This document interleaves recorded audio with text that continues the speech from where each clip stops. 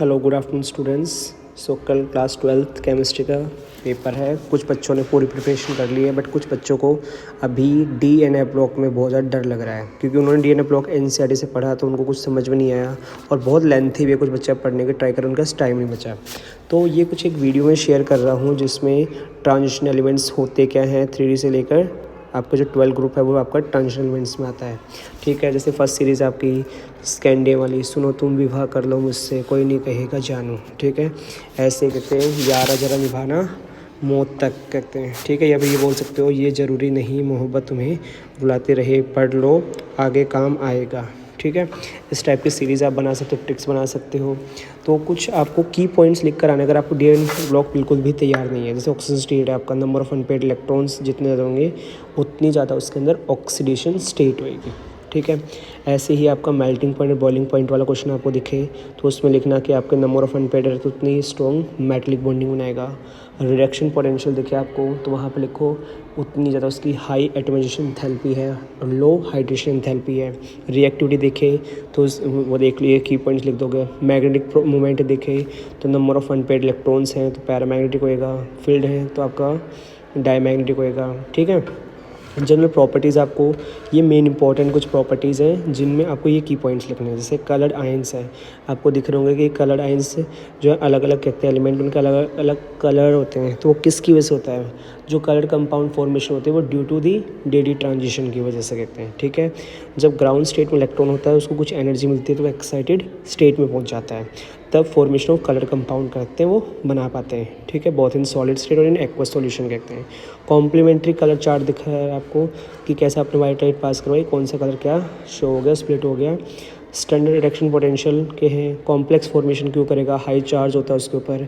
ठीक है, small size फाइंस होते हैं। ठीक है, इसकी वजह से कहते हैं कुछ ये कॉम्प्लेक्स फॉर्मेशन कर लेते हैं आपके। तो ये कॉम्प्लेक्स फॉर्मेशन के एग्जांपल्स हैं, उनके कलर में क्या चेंज आता है ये दे रखा है। कैटालिटिक प्रॉपर्टी बहुत इंपॉर्टेंट है, इसमें आपने लिखना है due two variable oxidation state and unpaired electron state. ठीक है, इंटरस्टिशियल साइट आए तो ड्यू टू वॉइड स्पेस की वजह से। इंटरस्टिशियल साइट्स पे जो आपके फॉरेन एटम्स होते हैं वो आकर आपके ऑक्यूपाई कर लेते हैं स्पेस।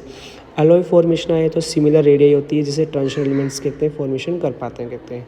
फॉर्मेशन ऑफ ऑक्साइड्स में आपके अलग अलग हो सकते हैं, वोटेरिक, बेसिक और एसिडिक, इनके एग्जाम्पल पूछ सकते हैं। ठीक है, फिर दो कंपाउंड है जिन बहुत ज़्यादा इंपॉर्टेंट है, एक K2Cr2O7, एक KMnO4। ठीक है, इनकी प्रिपरेशन बहुत ज़्यादा पूछी जाती है और ऑक्सीडाइजिंग जो नेचर है इनकी रिएक्शंस के वो पूछे जाते हैं।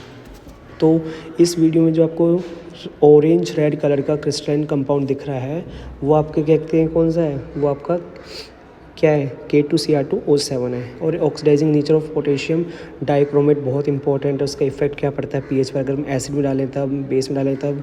फिर KMnO4 दिख रहा है आपको, इसकी प्रिपरेशन जो है वो याद करो, फिजिकल प्रॉपर्टीज़ याद कर लो। ठीक है, इफेक्ट ऑफ पीएच क्या पड़ा वो याद करो, उसका ऑक्सीडाइजिंग नेचर दे रखा है इसका। अगर Cr2O7 तो मोस्टली तो सब में क्या निकल रहा था 2Cr3+, इसमें क्या निकलेगा Mn2+। ये IO3- जो I- है IO3- बन रही है, ये बड़ी इंपॉर्टेंट रिएक्शन है, इसको याद कर लो एकदम अच्छे से। फिर मैंने लास्ट में कुछ क्वेश्चंस ऐड किए हैं कि जो आपके एग्ज़ाम में कहते हैं आ सकते हैं। इसमें बैलेंस द फॉलोइंग रिएक्शन के लिए कहते हैं आपके मतलब ओनली केमिकल प्रॉपर्टी, जो क्या रिएक्शन किसके साथ हुई वो याद होनी चाहिए। ठीक है, जब भी आप कर पाओगे। फिर ऐसे ही एफ ब्लॉक है, एफ ब्लॉक आया, एफ ब्लॉक के अंदर इनर ट्रांजिशन एलिमेंट्स बोलते हैं इसको। तो इसके लिए आप कुछ मेनली सीरियम वाले याद रखो कि क्या था, सीता प्रसाद कहते हैं। ठीक है, सीता प्रसाद एंड प्रेम। ठीक है, समी यूं यूरो के तभी डिहाइड्रेशन हो गया, अरे यार तुम कहते हैं ये भी लोटो कहते हैं। ठीक है, एक्टिनोइड सीरीज ऐसे याद कर सकते हो, एक था परेशान उदास नेपाली पहुंचा अमृतसर के चाइना मॉल में, बैकू सेव से ऐसे फेमस मसालेदार नूडल्स लेकर झूमा जैसे। ठीक है, इस टाइप के आप ट्रिक्स बना सकते हो। लेंथेनोइड सीरीज होते हैं वो आपके लेस रिएक्टिव होते हैं, वो 4F कहते हैं, ऑर्बिटल होती है उसकी। जनरल इलेक्ट्रॉन कॉन्फ़िगरेशन याद करो। एक्टिनोइड्स होते हैं वो मोर रिएक्टिव होते हैं, ठीक है। 5 ऑर्बिटल उसमें प्रोग्रेसिवली फिल्ड होते हैं।